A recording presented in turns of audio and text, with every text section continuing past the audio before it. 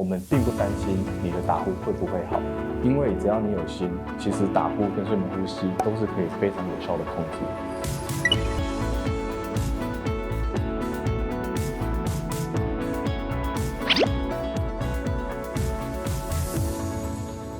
打呼最重要的成因有2个部分，第一个部分就是我们人体的呼吸道空气经过的路径受到阻塞，所以只要任何一个部位因为结构的异常或是有病态的表现，导致它的空间狭小，就会增加打呼的发生。第2个问题就是我们的空气流量不够，所以不管从鼻腔呼吸还是从嘴巴呼吸，只要进到胸腔的空气量是少，它就容易造成骨质震动，而导致打呼的问题。所以针对这2个问题，治疗打呼的方式就是第一个，改善我们的呼吸道通畅度，包含常见的我们做鼻子的下鼻甲或鼻中隔手术，包含我们做咽喉软组织、软腭、扁桃腺，还有舌根部位的手术。在更严重的患者，可能会有会咽塌陷，或者是他有一些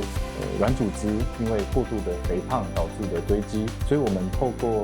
呼吸道的改善，就可以减少打呼的发生。第2个问题就是要如何增加呼吸道的气流量。针对呼吸道气流，我们可以使用像正压呼吸机、筒面罩，让空气用一个压力直接送到我们的肺部去。透过有效的正压呼吸，不管呼吸道的阻塞是轻微还是严重，都能有效的降低软组织的震动，以及减少打呼的声音。那更多的方法包含使用止鼾牙套，还是使用正颚手术，我们把下巴往前拉，或者是考虑用药物的减重，或者是手术的减重，让我们的呼吸道扩张，其实都非常有效。不管是打呼还是睡眠呼吸中止，我们只会问